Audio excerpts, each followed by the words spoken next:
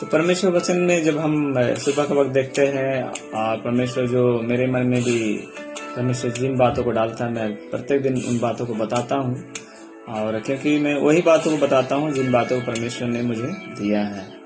मैं अपने मन से कुछ नहीं बोल सकता, क्योंकि मुझे आत्मिक भोजन जो दिया मैं उसको शेयर करना चाहता हूँ, और वैसे ही आप लोग भी शेयर कीजिएगा। आइए हम लोग परमेश्वर वचन को देखेंगे।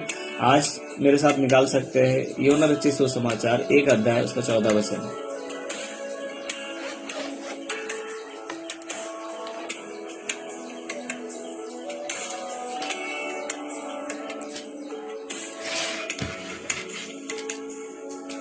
और आप वहाँ देख सकते हैं यूहन्ना रचित सुसमाचार उसका 1 अध्याय उसका 14 वचन ऐसा कहता है, और वचन देदारी हुआ और अनुग्रह और सच्चाई से परिपूर्ण होकर हमारे बीच में डेरा किया, और हमने उसकी ऐसी महिमा देखी जैसे पिता के एकलौते की महिमा। माने परमेश्वर का वचन जो है शरीर धारण किया और अनुग्रह और सच्चाई से परिपूर्ण होकर हमारे बीच में डेरा किया, और हमने उसकी ऐसी महिमा देखी जैसे पिता के एकलौते की महिमा। हाँ, तो ये जो आप आज परमेश्वर वचन जो सुन रहे हैं यूहन्ना रचित सुसमाचार उसका 1 अध्याय उसका 14 वचन, तो यहाँ आप यहाँ देखते हैं कि वचन देदारी हुआ। वचन परमेश्वर वचन जो है वो शरीर धारण किया, और कहता है कि अनुग्रह और सच्चाई से परिपूर्ण कर हमारे बीच में डेरा किया। अनुग्रह और सच्चाई से परिपूर्ण होकर हमारे बीच में डेरा किया, और हमने उसकी से महिमा देखी जैसे पिता के एकलौते की महिमा। तो ये आप वचन जो देदारी हुआ आप किसके विषय में जान सकते हैं? ये प्रभु यीशु मसीह के विषय में बताता है, जो खुद वचन क्या हो गया? देदारी हो गया, शरीर धारण किया, है ना, और शरीर धारण करके हमारे बीच में डेरा किया। मतलब परमेश्वर का महान अनुग्रह है कि वो स्वर्ग का सिंहासन छोड़कर, जैसा आप फिलिपियों उसका 2 अध्याय 5 पद से अगर देखेंगे 10 पद तक, वह स्वर्ग का सिंहासन छोड़कर अपने आप को क्या कर दिया? शून्य और दास का स्वरूप ले लिया, है ना। और बोलता है कि यहाँ तक कि वो क्रूस का मृत्यु भी सह लिया।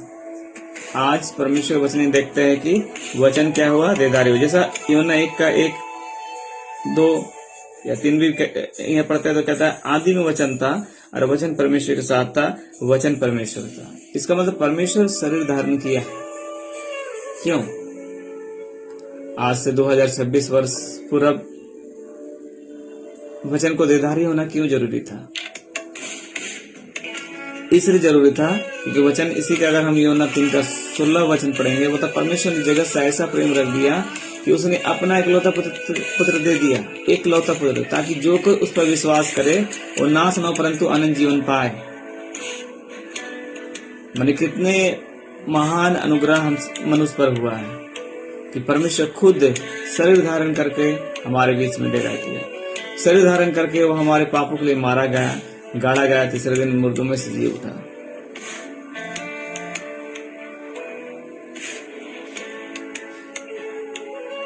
तो ये कहता है कि हमने उसकी ऐसी महिमा देखी जैसे पिता के एकलौते की महिमा। हाँ, परमेश्वर का पुत्र प्रभु यीशु मसीह एकलौता पुत्र जो शरीर धारण करके संसार में है ना। तो कई लोग ऐसा सोचते हैं, है ना, कई लोग ऐसा सोचते हैं कि परमेश्वर का पुत्र है तो इसका मतलब परमेश्वर क्या हुआ? शादीशुदा है ना। कई लोग ऐसे संसार में आज सोचते हैं। तो इसलिए आप ऐसा नेगेटिव ना सोचे। परमेश्वर कभी विवाह नहीं करता है, क्योंकि वो परमेश्वर को किसी ने बनाया नहीं। वो परमेश्वर कभी अंत नहीं होगा। वो आदि अल्फा ओमेगा है। वो कल आज युग एक सराहना परमेश्वर है। आज संसार में शरीर धारण करने का आने का कारण क्या है कि हमारे और मनुष्य के बीच में, परमेश्वर के बीच में एक बहुत बड़ा खाई था, जब हम परमेश्वर के राज में नहीं जा सकते थे। उससे सीधे बात नहीं कर सकते थे। और कारण क्या था? कारण था कि मनुष्य और परमेश्वर के बीच में एक खाई हुई जो था पाप परमेश्वर के पास तक नहीं पहुंचा सकता था। इसलिए परमेश्वर ने अपने इकलौते पुत्र को हमारे लिए, हर मनुष्य के लिए, हमारे संसार में जो जितने भी मनुष्य है, जो अभी संसार चला गया, जो मन है और जो आने वाला है, सब के लिए एक बार प्रभु यीशु मसीह संसार में शरीर धारण करके आया। कितनी अच्छी बात है कि परमेश्वर इस संसार में, इस पृथ्वी पर ही, जो हमारी पृथ्वी जो है ना, इस पृथ्वी पर ही परमेश्वर क्या किया है ना, सभी क्या किया है, मैंने इस और कोई दूसरे ग्रह में नहीं, केवल इस पृथ्वी पर ही वह शरीर धारण कर गया है। कई लोग सोचते हैं कि और भी ग्रहों में जीवन था। परमेश्वर ऐसा नहीं कहता है। परमेश्वर का वचन कहता है, देखिए सारी वस्तु को बनाया, जीवन के विषय में केवल पृथ्वी में जीवन था बोल के इस बात को कहता है। परमेश्वर का आत्मा जल के ऊपर मंडरा रहा था। परमेश्वर ने कहा उजाला हो तो उजाला हो गया। शब्दों के द्वारा क्या किया? वचन के द्वारा परमेश्वर ने सृष्टि की। केवल मनुष्य को अपने स्वरूप, अपने समानता में भूमि का मिट्टी लेकर उनके नथनों में क्या कर दिया? जीवन का सांस फूंक दिया। मगर हम मनुष्य पाप कर बैठे, मगर इसलिए परमेश्वर का प्रेम इतना है ना, मतलब हमने उससे प्रेम नहीं किया, मगर उसने हमसे प्रेम किया। हमने उसकी ऐसी महिमा देखी जैसे एकलौते पुत्र की महिमा। परमेश्वर अपनी उस महिमा को फिर अपने प्रिय पुत्र के द्वारा हमारे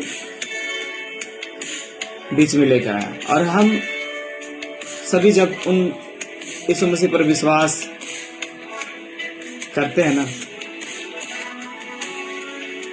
जब प्रभु यीशु मसीह पर जब विश्वास करते हैं ना, तो आप परमेश्वर संतान फिर से हो जाते, उस महिमा को फिर से पा जाते हैं। इसलिए वचन देधारी होने के कारण वही है। यदि वचन देधारी नहीं होता, आज मैं और आप इन बातों को सुनते हुए नहीं होते। मेरा जीवन ऐसा नहीं था। मेरा जीवन एक पापमय जीवन था। मैं पापमय जीवन बिता रहा था। मैं परमेश्वर नहीं चाहता था कि प्रभु का जन, प्रभु का बच्चा पाप में जीवन बिताए। उसने मुझे भी बचाने के लिए प्रभु यीशु मसीह ने, परमेश्वर ने अपने आप को उस कलवरी क्रूस में दे दिया। मगर उससे पहले क्या किया? इस संसार में आके वचन देधारी हुआ। केवल शब्दों में नहीं, करके दिखाया। वो मारा गया, गाड़ा गया, तीसरे दिन जी उठा। कितनी अच्छी बात है कि वचन देधारी हुआ। शब्द जैसा हम सब सुनते हैं, जैसे मेरा नाम होता है रेवरेंड चंदन जॉन, खाली शब्द हम लोग सुन रहे हैं, मगर शब्द क्या हो गया? अब शरीर धारण किया।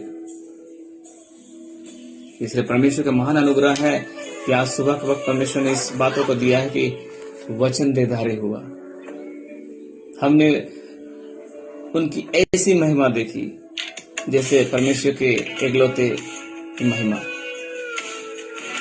यदि आप सुसमाचारों में जब उनके विषय में जब पढ़ेंगे ना, पूरा वचन में पढ़ेंगे, पूरा बाइबल पढ़ेंगे ना, परमेश्वर की महिमा को जानने पाएंगे।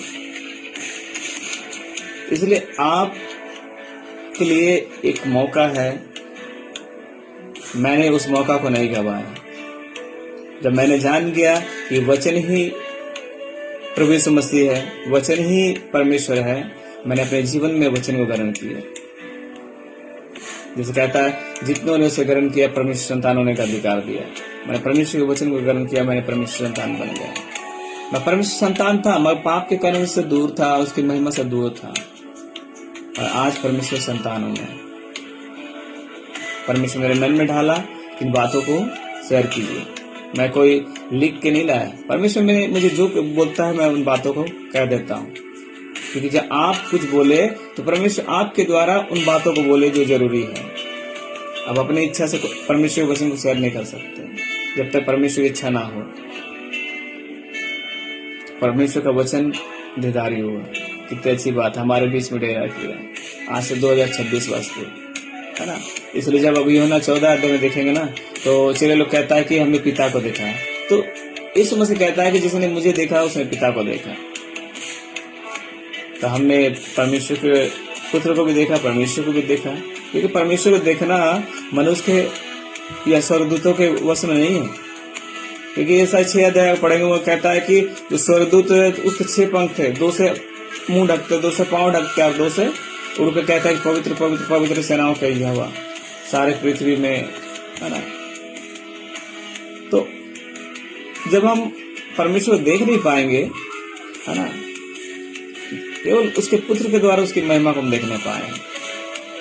तो जो प्रभु यीशु मसीह 2000 वर्ष पूर्व आकर हमारे बीच में डेरा किया है, परमेश्वर का महान अनुग्रह है कि हम लोग उसकी बातों को क्या कर रहे हैं, जान रहे, सुन रहे हैं। इसलिए आपको लिए मौका, मेरे लिए मौका तो था, मैंने उस सुंदर सा अवसर को लाभ उठाया जब मेरे पास परमेश्वर का वचन पहुंचा। मेरे पास वो परमेश्वर वचन क्या पहुंचा, नीति वचन 3:5, तो अपनी समझ का सहारा ना लेना, संपूर्ण बन पर यहोवा पर भरोसा रखना। परमेश्वर का वचन जब मेरे पास पहुंचा, मैंने उस मौका को नहीं गवाया, मैंने वचन को ग्रहण किया। आज सचमुच मेरा लाइफ, मेरा जीवन, मेरा रहन सहन, मेरा उठना बैठना, मेरा बोली चाली सब परमेश्वर स्वरूप में बनते जा रहा है। मैं उस दौड़ में दौड़ चला हूँ। आज प्रभु ने मुझे एक सेवकाई दिया है, मिनिस्ट्री दिया है, परमेश्वर के लोग दिया है। तो वचन जब देधारी हुआ, जब आप वचन को ग्रहण करेंगे ना, तो आपके जीवन में भी परमेश्वर देधारी होकर काम करेगा। क्या आप चाहते हैं परमेश्वर आपके जीवन में देधारी होकर काम करे? वो तो 2000 वर्ष पूर्व उन बातों को कर दिया जो आपको नहीं करना है। आपको अब कोई बलिदान चढ़ाने की जरूरत नहीं है, केवल आपको विश्वास, अपने पापों से मन फिरा कर विश्वास करना है, जैसे मैंने किया, उसको ग्रहण करना, वचन को ग्रहण करना, और पिता पुत्र पवित्र आत्मा नाम से बपतिस्मा लेना, मैंने गवाही देना है कि आपने सचमुच परमेश्वर क्या किया, ग्रहण किया।